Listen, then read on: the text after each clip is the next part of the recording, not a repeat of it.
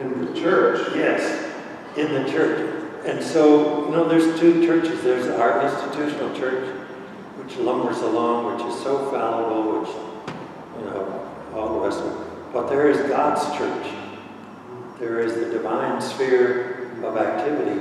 And all our wonderful witnesses, like Bishop Tutu, Nelson Mandela, Martin Luther King, Cesar Chavez, they all understand this divine arena of God. And there in our cross, our Celtic cross, is at the center of it is the globe. Is the globe. And that's what that means to me. Thank you. Well, and I was thinking as you said that, I think, is Pope Francis in that line, do you think? I think so. He certainly said some interesting things about where God is to be found. Yes. Not here in the Curia, he's out there, yes. Out in the periphery. Right. Yeah. Well, Dick, this is just a fascinating conversation with you. Is there anything else you want to add before I open it up for some questions for people?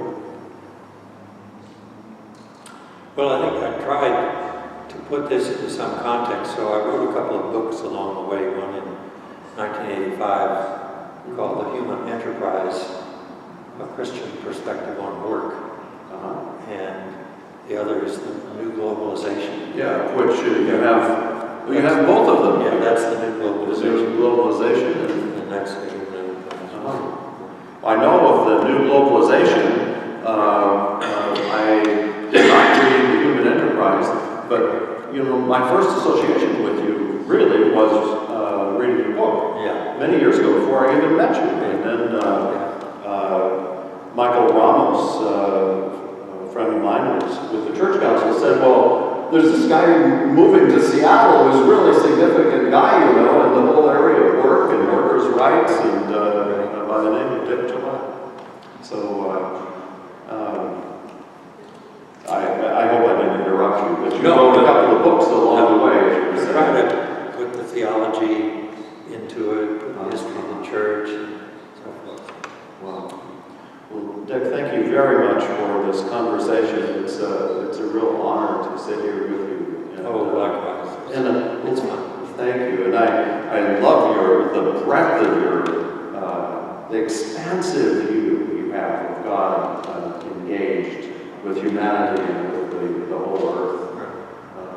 One thing that stuck with me, which may or not be that significant, but when Ann and I went to Puerto Rico for the very first time, we went to an overseas missionary conference that the Episcopal Church has in Greenwich, Connecticut. And for 10 days there was a conference, and one of the speakers was the Anglican Bishop of Hong Kong, an Englishman, Bishop Hall, and he was so impressive and so convinced of that expansive view of God that I've tried to elaborate, that he said, "I want people to understand that when I look out on Hong Kong, I see the image of Christ in every Chinese baby."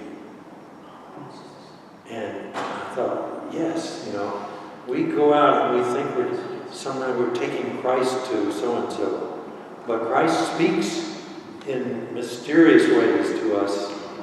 And so he was probably a socialist, and he was appreciative of some aspects of the new communist rule in China, but he was no communist, but he saw that, and so anyway, I remember. Wow, well, thank you very much. Thank you, it's a pleasure to spend this time with you. Thank you. And let me invite any questions. Cherry has a microphone and could pass it to any of you who have any comments or questions you'd like to ask Dick. We have a few minutes. Catherine, looks like you want to ask something, and Cherry will hand you the microphone. And if you could hold it directly in front of your mouth.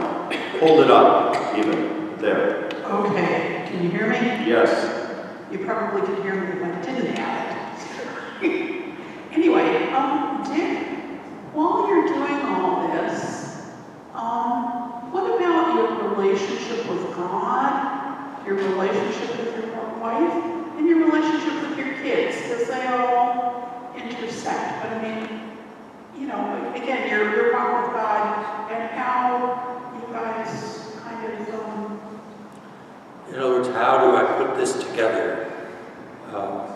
relationship with family, with children, relationship with God. You know, Catherine, it's hard to put together, and it's easy to compartmentalize it. And I think the struggle for all of us is to somehow make sense of it. And I think we do better in some aspects of putting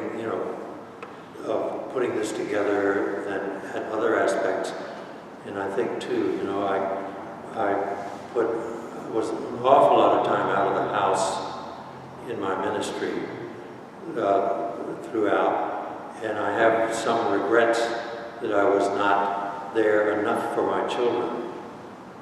And so I regret that, but I can't, I can try to make amends now for that absence.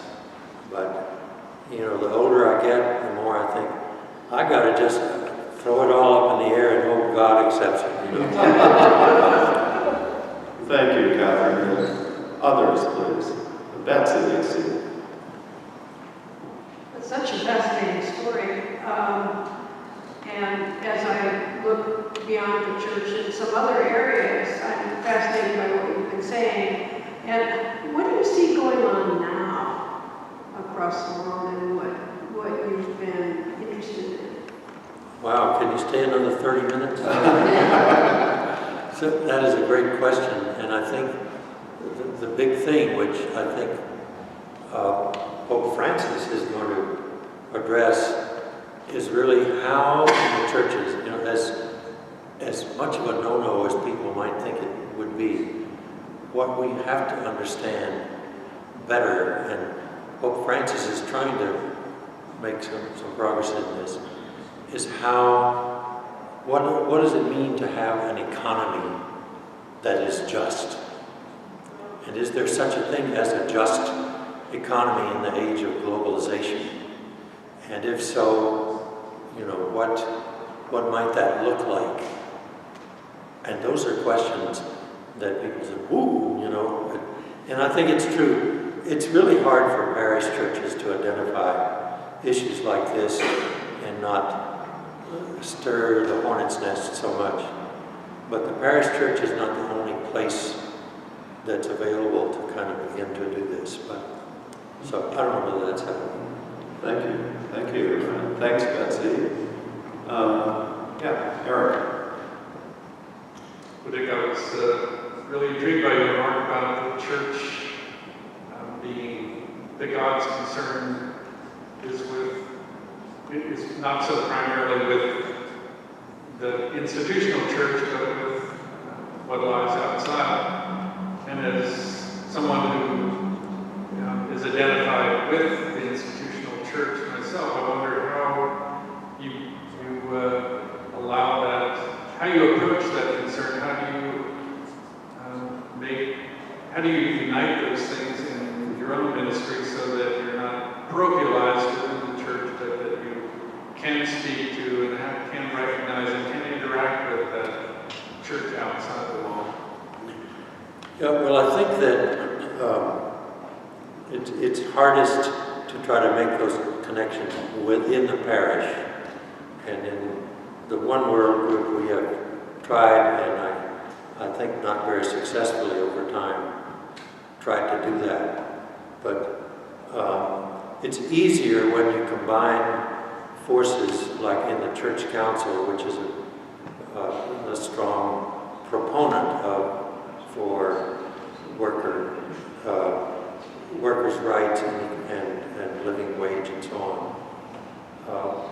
Occasionally bishops kind of rise to the top and say something that really is important, and very occasionally Pope Francis, of course.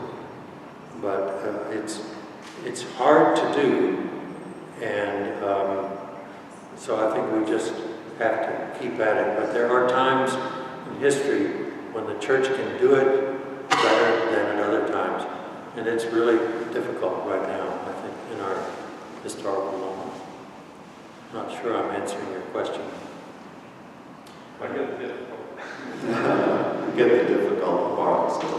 Well, I'm aware that our time is at an end, and I wanted to to follow up with your speaking with us today, Dick, with a reminder that Michael Ramos, a good friend of both of ours, who will be coming here on these Wednesday evenings, beginning this Wednesday evening at 7 o'clock, to speak about the joy of the gospel, Francis's apostolic exhortation, a piece of writing, and we'll be looking at the questions of economic justice. And I know and I think you're hoping to be there as well. Yeah. I hope many of you would be interested in that class because it'll be, Mike is a very fine teacher.